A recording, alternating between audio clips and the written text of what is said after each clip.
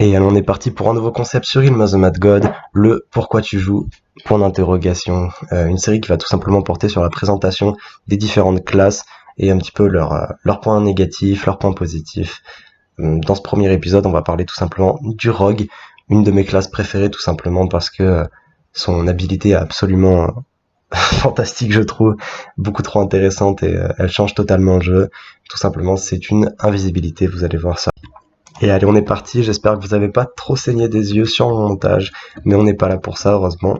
On va aujourd'hui parler du coup du Rogue et parler un petit peu de ses avantages et pourquoi potentiellement le jouer. Le max 7-8 ou encore 8-8 si vraiment vous êtes motivé. Je précise que cette vidéo est vraiment destinée aux débutants ou alors à ceux qui veulent commencer un PPE et qui ne savent pas quoi jouer. Donc allez, on va montrer tout ça en Realm. Donc je vais essayer d'en trouver un.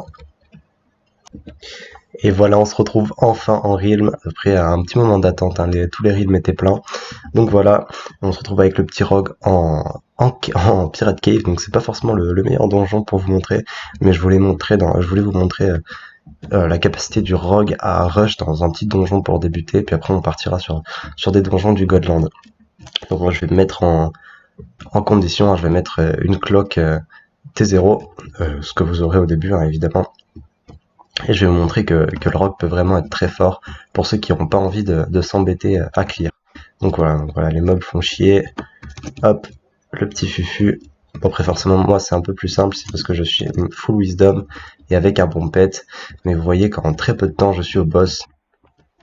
Alors forcément là c'est un mauvais exemple parce que tout simplement je suis en pirate cave. Mais imaginez ça dans un donjon bien plus hard parce que bon, pirate cave on va pas dire que c'est forcément très très hard quoi, mais imaginez ça dans un donjon tel que par exemple le Sprite ou une Abyss of Demon par exemple, des donjons sur le papier assez faciles mais qui peuvent être tendus quand on est tout seul au début.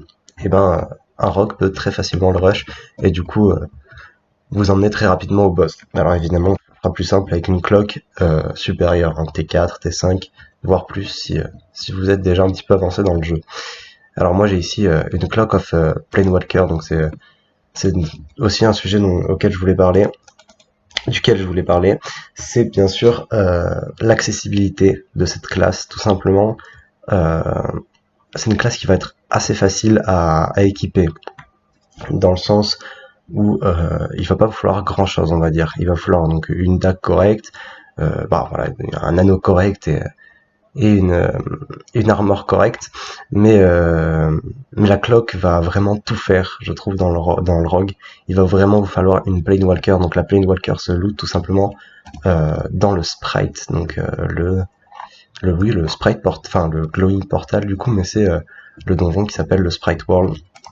Je vais essayer de vous montrer ça et et en plus, cette cloque est vraiment très utile pour rush ce donjon, donc voilà, c'est plutôt compatible, on va dire.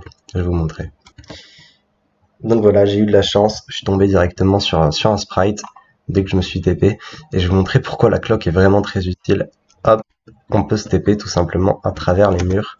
J'ai juste à attendre de redevenir visible. Hop, je spam, et voilà, je suis au boss.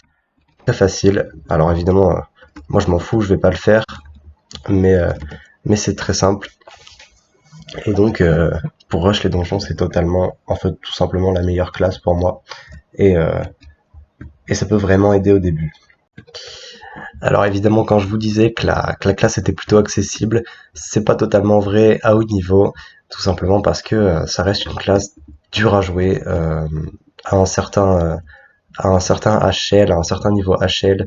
Vraiment, on va vous en demander beaucoup dans les donjons plus tard. Ça sera à vous de rush et voilà, il va falloir aimer un petit peu le challenge et passer proche de la mort parfois. Mais bon, c'est ce qui en fait un peu le charme de la classe. Après, évidemment, si vous voulez pas rush, vous pouvez ne pas le faire tout simplement. Mais bon, je pense que vraiment c'est une classe qui est un peu fait pour ça, donc ça serait dommage de pas utiliser son potentiel, on va dire. Donc voilà, comme vous l'aurez compris, une classe plutôt exigeante à jouer, mais très intéressante et surtout vachement utile. Et s'ajoute en plus à son invisibilité une très bonne dextérité, donc un bon DPS mine de rien, sans stuff à plus de 75 de dextérité. donc une cadence de tir qui va être vraiment élevée. Bon, j'espère que cette vidéo a pu vous convaincre de jouer Rogue et de vous intéresser un peu à la classe.